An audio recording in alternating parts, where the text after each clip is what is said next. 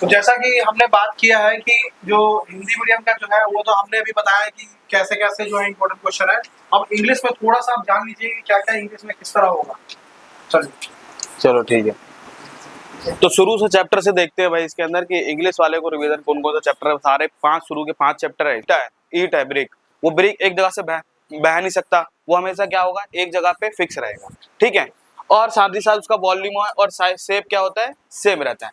और उसकी बाउंड्री भी जो होती है क्या बोलते हैं, सॉलिड की, वो सॉलिड की बाउंड्री भी क्या होती है, फिक्स होती है। जैसे ये दीवार है, ये दीवार भी क्या है, एक सॉलिड है। ऐसा तो नहीं है ये दीवार जो है एक ही बार में बह जा रहा है, तो इसका क्या है, फिक्स्ड शेप है, बाउंड्रीज है और फिक्स्ड वॉल्यूम है। मतलब ऐसे नहीं है कि एक जगह से दूसरी जगह तक बह पा रहा है। और इसके अंदर क्या होता है, बहुत ज्यादा ये रिजिड होता है, ठोस होता है। और साथ ही साथ इसको इनकम्प्रेसिबिलिटी होती है इसमें। ऐसा नहीं है कि हम सॉलिड को क्या कर सकते हैं, दबा सकते हैं। सॉलिड को दबा नहीं पाएंगे, चाहे ईंट ले लो, चाहे कुछ भी सॉलिड पार्ट है, उसको क्या करेंगे, हम दबा नहीं पाएंगे। सेम इसका क्या है, इसका उल्टा हो जाएगा लिक्विड। लिक्विड डेफिनेट शेप नहीं होती इसकी, फ्लो हो जाता है, वॉल्यूम फिक्स नहीं होती। इसका क्या है, जस्ट इसका उल्टा, इसकी लो कंप्रेसिबिलिटी होती है। मतलब इसको हम जल्दी से क्या कर सकते हैं, जो लिक्विड है उसको दबा सकते हैं।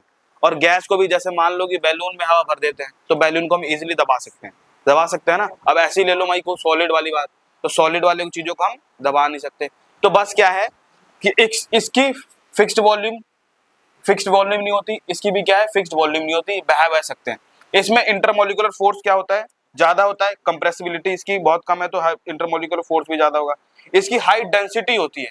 डेंसिटी का फॉर्मूला क्या होता है उधर से भाई, डेंसिटी का फॉर्मूला क्या होता है, डेंसिटी फॉर्मूला क्या है, डेंसिटी क्या होता है, जिसको हिंदी वाले में तो हो ही क्या, हाँ, तो डेंसिटी होता है मास अपॉन में वॉल्यूम, या पर यूनिट वॉल्यूम भी कह देते हैं, ठीक है। ये डेंसिटी हो गया।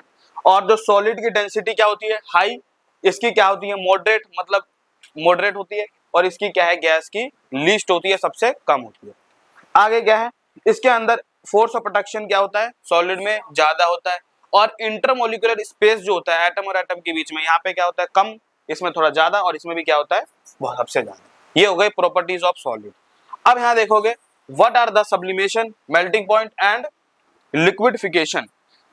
अब देखोगे सब्लिमेशन क्या है, मेल्टिंग पॉइंट क्या होता है, और लिक्विडिफिकेशन क्या होता है। सब्लिमेशन का मतलब होता है कि जब कोई भी स्टेट सॉलिड से किस में चेंज हो जाए, गैस में, तो ये क्या होता है, हमारे पास सब्लिमेशन होता है। एग्जाम्पल में क्या था, कैम्फर, जो क्या बोलते हैं, कैम्फर को हिंदी में क्या बोलते हैं, कपूर। कपूर, ड्राई आइस, जो ड्राई आइस दिखवाया था, ड्राई आइस क्या होता है, हाथ पे रखोगे तो सीधा क्या है, सॉलिड से किस में चेंज हो जाता है, गैस में, ठीक है। ये हो जाएगा हमारे सब्लिमेशन। एक होता है नेप्थलीन बॉल, कि बाथरूम में या कपड़े उपड़े में छोटे से गोले नहीं रखे होते, कि उससे क्या हो कि स्मेल ज्यादा ना आए, या तो वो क्या होता है, सीधा सॉलिड से किस में चेंज होता है, लिक्विड में। मान लो उसको वो क्या हो कि सॉलिड से लिक्विड में चेंज हो जाए, तो ऐसे ही रखूंगा, बंदा कोई टॉयलेट कर दिया उसमें तो पिघल ही जाएगा, तो उसका कोई यूज भी नहीं कर सकते हैं। तो वो क्या होगा, सॉलिड से सीधा किस में चेंज होगा, गैस में। तो ये हो गया सब्लिमेशन।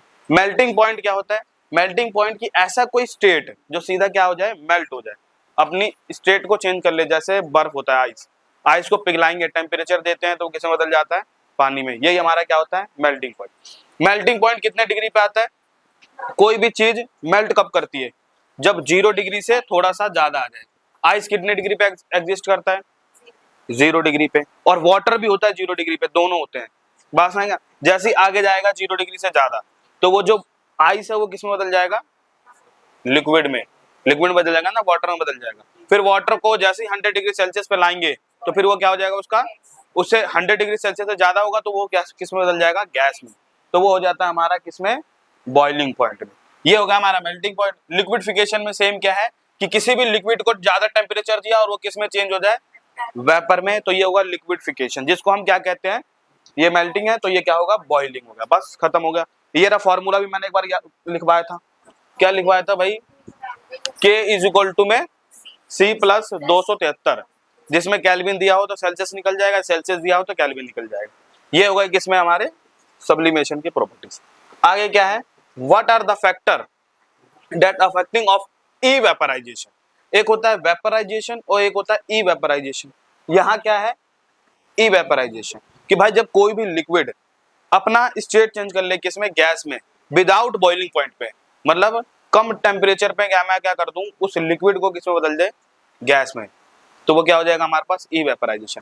किस किस चीज पे डिपेंड करता है, तो ये सारी डिपेंडेंस है उसकी, कि मान लो जब कभी भी किसी कपड़े को क्या करते हैं खोल के सुखाते हैं तो उस पर थोड़ी सी धूप आती है तो क्या हो जाता है, कपड़ा जो है में से जो पानी है वो क्या हो जाता है, उड़ जाता है, भाप बन जाता है, ठीक है, वेपर में चेंज हो जाता है। मान लो 100 डिग्री सेल्सियस आया तो कपड़ा ही जल जाएगा मेरा, इतने में तो कपड़ा ही जल जाएगा ना।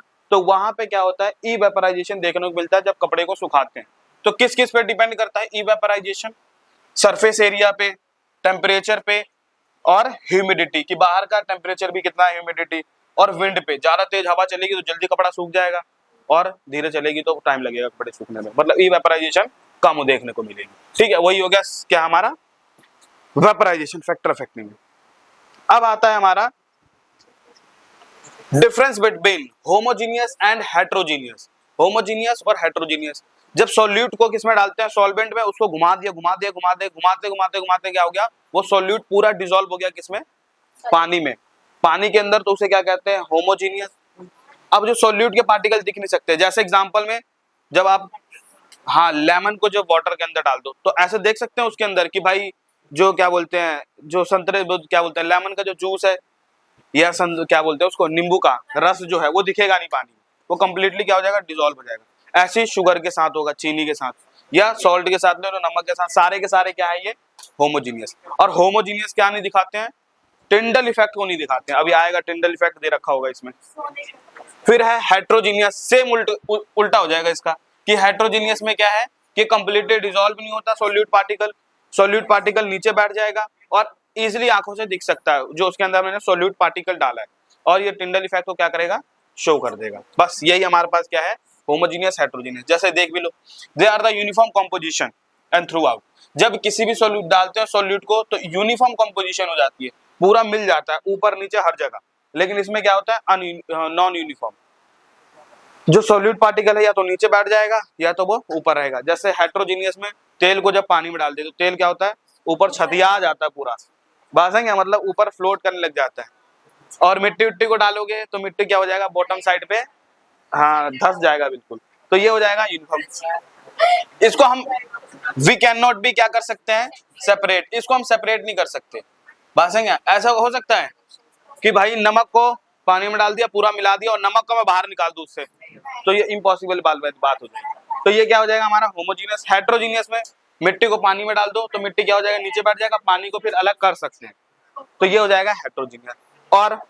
और इसमें क्या है, इसको हम easily can not be see कर सकते, मतलब आंखों से द्वारा नहीं देख सकते, नेक्ड आई से, नंगी पुंगी आंखों से नहीं देख सकते, नेक्ड आई का मतलब होता है। और इसकी फेस में क्या है, उसके अंदर के पार्टिकल नहीं देख सकते, बात है क्या। और इस वाले में क्या है, इसमें हम इजीली देख सकते हैं कि भाई मिट्टी है वो नीचे बैठ रहा है। ये हो गया होमोजीनियस और हेट्रोजीनियस। अगला देखो mixture, what is the difference between mixture and compound. Compound और मिक्सचर में क्या डिफरेंस है, तो ये क्या इसलिए लिखा हुआ है, बुद्धिहीन, गोबर वाला दिमाग। मिक्सचर और कंपाउंड में क्या होता है, ओए मिक्सचर क्या होता है कि जब दो चीजों को हमने क्या करा, मिक्स कर दिया, जिसमें कोई भी एलिमेंट नहीं मिल रहा, वो क्या होगा हमारे पास मिक्सचर। और कंपाउंड में क्या है, जब दो एलिमेंट मिल गए और उन्होंने क्या कर दिया, मिलके क्या बना देते हैं, वो कंपाउंड। जैसे वाटर का फॉर्मूला क्या होता है, पानी का H2O, उसके अंदर क्या होता है, हाइड्रोजन और ऑक्सीजन, तो वो मिक्सचर हुआ है, कंपाउंड हुआ। कंपाउंड क्योंकि उसमें एलिमेंट है। अब मान लो पानी को मिला दिया और पानी में से सॉइल को डाल दी, मिट्टी को, तो वहां पे क्या हो जाएगा, वहां पे कोई एलिमेंट नहीं है, तो वो क्या होगा, मिक्सचर हो जाएगा। बस चौक में डाल दिया, पानी में डाल दिया, ये सब मिक्स कर दिया, जहां पे एलिमेंट ना हो तो वो क्या हो जाएगा, मिक्सचर, और जिसमें एलिमेंट है वो कंपाउंड हो जाएगा। ये इसकी प्रॉपर्टी है, इसको याद कर लेना। आगे देखो, what is the colloidal and suspension. Suspension क्या है, जस्ट अभी बताया हूं कि पानी में क्या कर दिया, हाँ होगा, हेट्रोजीनियस है ना, कि मिट्टी को हमने पानी में डाल दिया, अब पूरा उसको घुमाया, फिर उसको हमने थोड़ी देर तक क्या करा, उसको छोड़ दिया, जो सारी मिट्टी है वो क्या हो जाएगा, पानी में भले क्या बोलते हैं, सेपरेट हो जाएगा, अलग हो जाएगा, और वो नीचे बॉटम साइड पे जाके सेटल डाउन हो जाएगा। वो क्या होता है हमारे पास, सस्पेंशन। और हम इसको इजिली नेक्ड आई से देख सकते हैं सॉलिड पार्टिकल को। और कोलाइडल में क्या है, ये बहुत ज्यादा छोटे हो जाते हैं, इसको आंखों से नहीं देख सकते, लेकिन हाँ कोलाइडल में पार्टिकल होता है, इसलिए टिंडल इफेक्ट दोनों ही शो करते हैं, टिंडल दिखाता है दोनों, बस जिसको टिंडल प्रभाव कहते हैं। ये पता चल गया बात। आगे देखो, what are the physical and chemical change. Physical change ऐसा होता है कि आंखों से हमने देखा और वो पिघल गई, कोई भी चीज अपना अवस्था को चेंज कर लिया। जैसे कोई भी बर्फ है, थोड़ी देर तक छोड़ दो, वो किसमें बदल जाएगा, पानी में। तो वो क्या है, हमारे पास फिजिकल चेंज हो जाएगा कि हमने ऊपर ऊपर से देखा तो क्या हो गया, वो पिघल गया, अपना स्टेट चेंज कर लिया। पहले सॉलिड था, वो लिक्विड में हो गया। या मान लो कोई लिक्विड में है, उसको फ्रीज कर दिया, तो उसका क्या है, फिजिकल हो जाएगा। केमिकल क्या है कि ऐसे चीजों को हमने केमिकल रिएक्शन करा दी उसमें, और उसको हमने नया कोई प्रोडक्ट बना दिया, जिसको हम दोबारा रिवर्सिबल इरिवर्सिबल नहीं होता, मतलब दोबारा रिवर्स नहीं कर सकते। हाँ, तो ये क्या होता है, रिवर्सिबल। दोबारा हम क्या करते हैं, इसको उसी फेस में ला सकते हैं। जैसे आइस को पानी में बदल सकते हैं, पानी को आइस में बदल सकते हैं। ये फिजिकल चेंज है। केमिकल चेंज में कि हम इसको दोबारा रिवर्सिबल नहीं कर सकते, मतलब इरिवर्सिबल प्रोसेस हो जाएगा। एग्जांपल में क्या है, बर्निंग ऑफ पेपर। पेपर को आपने जला दिया, फिर पेपर में चेंज कर सकते हैं नहीं, तो ये हो जाएगा फिजिकल, भले क्या बोलते हैं, केमिकल चेंज। और फिजिकल चेंज में क्या है, जब आइस जो वाटर में क्या होता है, कन्वर्ट हो जाता है। ये हो गया। आगे देखो, ये भी इंपॉर्टेंट लॉ है। What is the law of conservation of mass. Law of conservation of mass क्या कहता है, जब कोई भी रिएक्शन है, कोई भी रिएक्शन के अंदर जो मास होता है वो कभी भी खत्म नहीं होता, ना ही अपने आप से बन सकता है। तो ये कहते हैं अकॉर्डिंग टू दिस लॉ, मतलब लॉ ऑफ कंजर्वेशन के according, mass can nether be created not be destroyed in a chemical reaction. किसी भी केमिकल रिएक्शन में ना मास तो कभी डिस्ट्रॉय होता है, ना ही वो क्रिएट होता है। ठीक है। अब क्या है, टोटल मास क्या होता है, हमेशा रिएक्टेंट और प्रोडक्ट का क्या हो जाता है, इक्वल हो जाता है। ये क्लास 10th में पहला चैप्टर पढ़ने को मिलेगा। अभी यहाँ पे रिएक्टेंट और प्रोडक्ट तो है नहीं, क्लास 9 में, 10th में पहला चैप्टर है। जैसे यहाँ देखोगे, जो शुरू में जो कोई भी ए और बी है, ये दोनों आपस में मिल रहे हैं, रिएक्शन कर रहे हैं, इन दोनों ने मिलकर क्या बना दिया, ए बी कोई दूसरा प्रोडक्ट बना दिया, तो इसको कहते हैं रिएक्टेंट। और जो हमें लास्ट में मिला, इसको कहते हैं प्रोडक्ट कहते हैं। बस। अगला देखो, what is the law of constant proportion. Constant proportion का मतलब होता है कि हमने कोई भी चीज कहीं से भी मतलब एक्वायर किया। जैसे मान लो कि पानी है, एक नाला का पानी ले लेते हैं, रिवर का पानी ले लेते हैं, सी का पानी लेते हैं, हर जगह का पानी ले लो, तो उसमें देखोगे नाले के पानी में से उसका फॉर्मूला क्या आएगा, नाले के पानी का H2O ही होगा। मान लो रिवर का पानी ले ले तो H2O, समुद्र का पानी ले ले तो H2O। इसका मतलब उसका अंदर जो एलिमेंट होंगे या एटम होंगे वो क्या होगा, सेम होगा। तो यही बताता है, हमें कांस्टेंट प्रोपोर्शन बताता है। जो वाटर का रेशियो कितना होता है, वाटर का रेशियो कितना होता है, कितना होता है, 1:8 होता है। किस चीज का होता है 1:8? वही तो बता रहा हूँ, बट चलो कोई बात नहीं। अकॉर्डिंग टू दिस लॉ है, क्यों नहीं लिखवाया कि जब H2O लिख के जब करते हैं, काटते हैं दोनों को, तो 1:8 आता है। A pure chemical compound is always contain these the same of element and compound। जब किसी भी एलिमेंट से जब कहीं से ही वाटर एक्वायर करते हैं, तो वहां पे सेम एलिमेंट होता है, कंबाइन टुगेदर। जैसे वाटर का जो रेशियो होता है 1:8 में देखने को मिलेगा। यही कांस्टेंट प्रोपोर्शन है, इसको पढ़ लेना एक बार। What is the full form of IUPAC? IUPAC international union pure applied chemistry. ये क्लास 10th का चौथा चैप्टर है, जिसमें IUPAC करने पड़ते हैं, बहुत बड़े बड़े सवाल होते हैं इसमें। बात सही है। और भविष्य में मान लो कोई साइंस लेता है, तो इसके ऊपर ही एक बुक है, ये इतनी मोटी बुक है, कोई लेता है भविष्य में है, क्या कह रहा है, ले लेगा तू साइंस है, ले लेगा ना, ठीक है। तो IUPAC में क्या है कि IUPAC की फुल फॉर्म बताई दी, international union pure applied chemistry. इसके ऊपर एक बुक है पूरी 11th क्लास में। भविष्य में साइंस लोगे तब ना, चलो कोई बात नहीं। अब एनए में देखने तो फुर्सत नहीं मिल रहा बच्चों को। What is the mass of element in the, अच्छा ये याद करने वाला है। देखो यहाँ पे हमें मास याद करना है कितने तक, 20 तक एलिमेंट का। पहला एलिमेंट होता है hydrogen, helium, lithium, beryllium, boron, carbon, nitrogen, oxygen, fluorine. ये हो गए 10 तक। फिर है sodium, magnesium, aluminium, silicon, phosphorus, sulphur, chlorine, argon, potassium, calcium. तो यहाँ हो गया ए, सारे इसके मास ये याद करने पड़ेंगे डायरेक्ट। बात सही है, हाँ याद होना चाहिए। बात सही है, हाँ भाई। 2 एलिमेंट का नाम बताइए जिसका मास सेम होता है। अभी भी देखना पड़ रहा है, कह रहा याद है, याद है, चल ठीक है, तभी देखना पड़ेगा, चलो कोई बात नहीं। What is the difference between anode और कैथोड रे। एनोड रे और कैथोड रे क्या होता है, एनोड रे क्या होता है, द इलेक्ट्रोड वेयर ऑक्सीडेशन अकर। ठीक है, एनोड का मतलब है कि ऑक्सीडेशन होता है, जहां पे ऑक्सीजन किसी एलिमेंट से जुड़ रहा है उसको क्या कहते हैं, एनोड कहते हैं। ठीक है। सब्सटेंस लॉस ऑफ इलेक्ट्रॉन, ये क्या करता है, अपने शरीर से इलेक्ट्रॉन को लॉस करता है। ये कहीं नहीं तो कहीं, जैसे ये 10th में पढ़ने को मिलेगा फिर से, यहाँ पे ये 9th क्लास में उतना ज्यादा आता नहीं है ये, फिर भी थोड़ा बहुत आइडिया होना चाहिए। तो ये आएगा 10th क्लास में तीसरा चैप्टर में, एनोड कैथोड में। और आगे क्या है फिर भी बता देता हूँ, हाँ है भी नहीं, फिर भी देख लो थोड़ा बहुत। Electron release from the anode, anode से निकलता है, कैथोड में घुस जाता है, यहाँ से इलेक्ट्रॉन। हाँ बस, ये 10th क्लास में आएगा, ये इंपॉर्टेंट है। ओए चुप हो जा।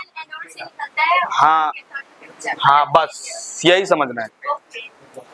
अगला क्या है, थॉमसन एटॉमिक मॉडल है। थॉमसन एटॉमिक मॉडल क्या कहता है, इसने क्या करा था, दुनिया ने पूछा कि भाई एटम कैसा होता है, तो उसने क्या दिया, ये देखो तरबूज है, तरबूज में जो काला बीज दिख रहा है वो इलेक्ट्रॉन है, और जो लाल वाला है वो प्लस होता है, प्रोटॉन होता है। फिर लोगों ने कहा कि भाई साइंस तो फैक्ट के ऊपर काम करता है, कि सही में रियलिटी में दिखाओ भी तुम।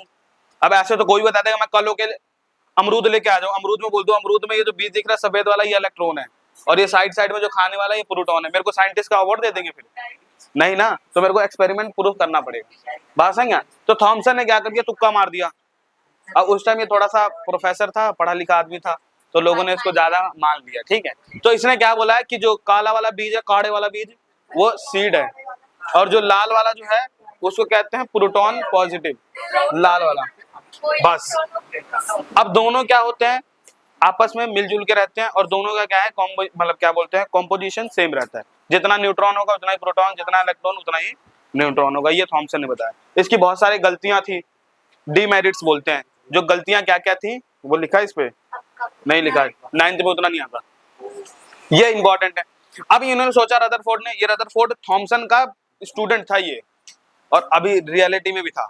ये रदरफोर्ड थॉमसन जो था वो टीचर था, ये पढ़ता था रदरफोर्ड। तो इसने क्या करा कि सर ने जो बताया वो तो तुक्का बैठ दिया सर ने, अब मैं इसको क्या करूंगा, एक्सपेरिमेंट से प्रूव करूंगा।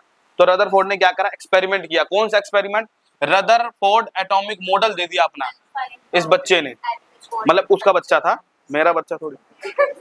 अब क्या है, इन हिज फेमस, इसने क्या कह दिया, अल्फा, ये अल्फा है, अल्फा रे जिसने नाम दिया अपने एक्सपेरिमेंट का अल्फा स्कैटरिंग एक्सपेरिमेंट दिया। कि भाई जब इसने हीलियम के पार्टिकल लिए और एक सीधा एटम के ऊपर उसने मारा, तो देखा तो उसके सारे जो एटम के जो पार्टिकल है वो इधर उधर भागने लग गए। तो इसने उसके अंदर कुछ प्रॉपर्टी देखा गया, तो बोला क्या उसने बोला क्या कि मोस्ट ऑफ अल्फा पार्टिकल जो होता है पास थ्रू द गोल्ड, जो गोल्ड फॉइल से जब उसने पास किया तो वो अनडिफ्लेक्टेड हुआ। मतलब उसने कहा था थॉमसन ने कि हर जगह पॉजिटिव चार्ज होता है, हीलियम होता है पॉजिटिव चार्ज, उसने कर दिया था। तो उसके हिसाब से जैसे पॉजिटिव पॉजिटिव से टकराएगा तो दूर भागना चाहिए, दूर भागना चाहिए ना, तो यहाँ पे अनडिफ्लेक्टेड हो गया, मतलब वो डिफ्लेक्ट नहीं हुआ, इधर उधर भागा नहीं, सीधा फाड़ के निकल गया उसके आगे। तो इसने कहा कि भाई जो उसने बात बोली थॉमसन ने वो गलत बोल दी, बात समझ गया? तो फिर उसने इसको प्रूफ किया। अगला बोला इसने कि जो अल्फा पार्टिकल होता है, सम अल्फा पार्टिकल डिफ्लेक्टेड होता है ना सम एंगल, कुछ छोटे से एंगल पे क्या होता है, डिफ्लेक्ट होता है, मुड़ता है थोड़ा सा, क्योंकि बीच में क्या होता है, न्यूक्लियस होता है पॉजिटिव चार्ज। और जब 12,000 पार्टिकल जब उसने मारे, तो जब बीच में एक ही बार में सेंटर पे जाता है तो अल्फा पार्टिकल एकदम से पीछे से आया सट से। बात है, कई लोगों ने क्या कर दिया कि इसके ऊपर मीम बनाने लग गए। जब अल्फा पार्टिकल मार रहा था ना वो, तो 1200 पार्टिकल जैसे गए, एक निकला उसके अंदर से और रदरफोर्ड के लग गई पेट पे और मर गया आदमी उसी टाइम। नहीं मतलब लोग ने बना रखा है, लेकिन ऐसा होता नहीं है। कह रहा 1200 मारा और फिर जैसे उसमें एक पीछे आया, पीछे की ओर उसी के पेट पे लगी और वही मर गया बंदा। तो फायदा ही क्या हुआ एक्सपेरिमेंट करने का, सही बात है ना? अरे मरा नहीं, मीम बना रखे लोगों ने असली। अब पहली बात अल्फा पार्टिकल उतना होता भी नहीं है, जो लग जाए तो आदमी मर जाए। लाइट में हमारे जो बाहर जो लाइट होती है उसमें भी अल्फा पार्टिकल होता है थोड़ा बहुत, हम तो नहीं मर जाते। अगला क्या है, difference between animal cell and plant cell. Plant cell और एनिमल सेल, जैसे हम लोग क्या है, जानवर है तू? मैंने बोला तू क्या है, ह्यूमन है, तो तू प्लांट है या एनिमल है? एनिमल में है, जानवर है। चलो ठीक है, जानवर। ओए देखो इधर, जो एनिमल होता है, एनिमल में क्लोरोप्लास्ट जो होता है वो एब्सेंट होता है, और प्लांट में क्लोरोप्लास्ट क्या है, प्रेजेंट। ये किचन घर होता है, इसका किचन होता है, किचन हाउस, जहाँ पे किचन हाउस होता है जो खाना बनता है प्लांट का। और आगे क्या है, इसके अंदर सेल वॉल एब्सेंट होती है, यहाँ पे प्रेजेंट होती है। सेंट्रल वैक्यूल इसमें लार्ज होता है सेंट्रल वैक्यूल, और इसमें छोटा होता है। 90% एरिया यही कवर करता है, सेंट्रल वैक्यूल। इतना बात पता चल गया। हाँ, और बाकी इसमें देख लेना तुम सब, ये बहुत इंपॉर्टेंट है, ये इंपॉर्टेंट है। हाँ ये तो बताया चलो कोई बात नहीं, डिफ्यूजन और ऑस्मोसिस था ना, ये नहीं है भैया। एक मिनट रुक जा, मेरे को पीछे से देखने दे, दिख नहीं रहा है। The difference between the diffusion of movement particle and diffusion of, ठीक है देखो सही तो है। अब अगला है difference between diffusion and transmission. Diffusion क्या होता है भाई, जब कभी भी किसी अगरबत्ती को मान लो कोने में खोस दिया, तो क्या होता है, अगरबत्ती की जो फ्यूम होती है, जो भी स्मेल होती है, वो हमारे नाकों तक आती है। मैं बोल रहा हूँ तो आंखों तक आती है, नाकों तक आती है, ठीक है। तो ये हमारा क्या हो जाता है, डिफ्यूजन।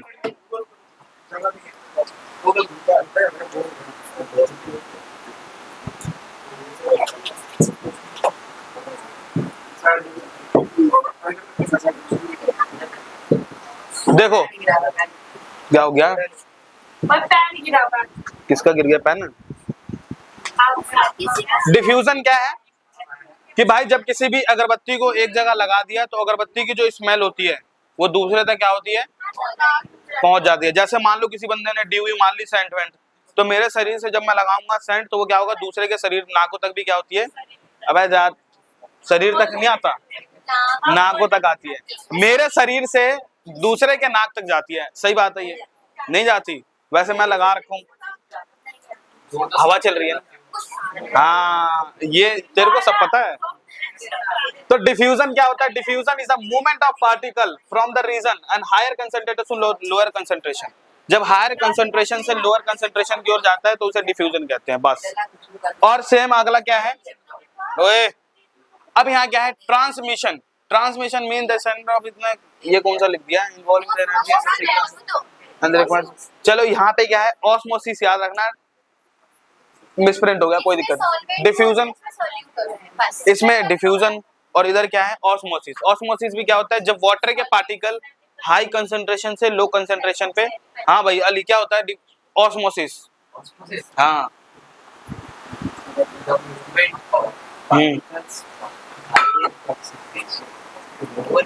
सही बोल रही है, हाँ सॉल्वेंट तो बोला ही नहीं, ऐसे तो डिफ्यूजन भी यही होता है। हाँ तो फिर वाटर भी बोलना जरूरी है कि वाटर जब मूव करता है हाई कंसंट्रेशन से लो कंसंट्रेशन, जिसको कहते हैं सेमी परमिएबल मेम्ब्रेन, बात समझे, एसपीएम, तो उसे क्या कहते हैं, ऑस्मोसिस कहते हैं। और ऑस्मोसिस कहाँ दिखता है, कहाँ दिखता है ऑस्मोसिस, हाथों पे, हाँ किसी किसी व्यक्ति के हाथ पे पसीना नहीं आने लग जाता है, किसी के हैं, कहाँ से माथ आ रहा है, हाथ पे आता है, हाथ पे, तो ऑस्मोसिस होने लग जाता है, क्योंकि उसका बॉडी का टेम्परेचर थोड़ा ज्यादा होता है और खान पीन पे भी थोड़ा होता है। तेल वेल वाला ज्यादा चीजें खाता है तो उससे क्या हो जाता है, ऑस्मोसिस होने लग जाता है। इसलिए तेल वाली चीजें नहीं खाना चाहिए जिसको होता है। अगला क्या है, difference between smooth endoplasmic reticulum and rough endoplasmic reticulum. Smooth क्या है, स्मूथ का मतलब जो चिकना होगा, बिल्कुल सपाट होगा। रफ का मतलब जिसको क्या है, थोड़ा सा रफ होगा। रफ क्यों होगा, क्योंकि इसके पास राइबोसोम होते हैं, इसके पास राइबोसोम नहीं होते हैं, बात है क्या, हाँ। अब अगला क्या है, स्मूथ एंडोप्लाज्मिक रेटिकुलम क्या है, made by the tubular and mainly help in the steroid. ये क्या करता है, ओए स्मूथ के फंक्शन आ सकता है। फंक्शन क्या है स्मूथ का, स्टेरॉइड हार्मोन को रिलीज कर सकता है, और लिपिड को, और कुछ पॉलीसेकेराइड मतलब प्रोटीन्स को। पॉलीसेकेराइड का मतलब होता है प्रोटीन। आगे क्या है, सिंथेसिस कर सकता है। राइबोसोम यहाँ पे होते नहीं है, यहाँ पे प्रेजेंट होते हैं, बस ये हो गया।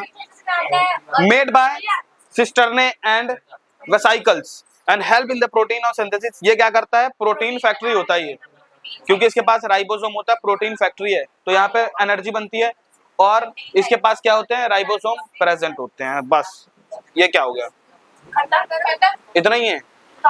तो ये वाला जो चैप्टर है वो क्या हो जाता है, मतलब चैप्टर क्या है, सारे जो कंप्लीट इंपॉर्टेंट क्वेश्चन हो गए एक तरह से। ये इंपॉर्टेंट क्वेश्चन 5, कितने क्वेश्चन सवाल हो गए इसमें, शायद 9-10 हो गए होंगे, 9-10 हो गए।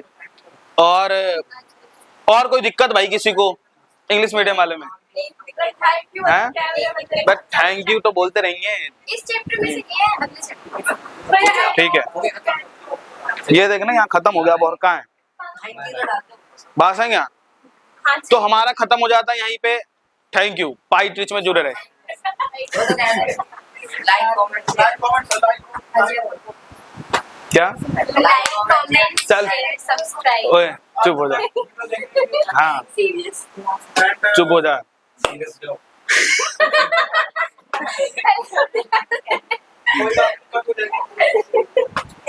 तो अंत में जुड़ने के लिए लाइक और सब्सक्राइब करते रहे और साथ ही साथ पाई टिच में जुड़े रहे। Thank you.